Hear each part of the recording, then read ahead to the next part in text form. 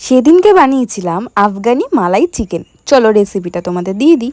একটা মিক্সিতে কিছুটা কাজু বাদাম, কিছুটা ধনেপাতা, রসুন, পেঁয়াজ, আদা দিয়ে পেস্ট করে নেব। 500 গ্রাম মাংসের জন্য 300 গ্রাম দই, কিছুটা ফ্রেশ ক্রিম, সেই পেস্টটা নুন, চিনি, তার সাথে ধনে গুঁড়ো আর গোলমরিচের গুঁড়ো দিয়ে ভালো করে মিশিয়ে নেব।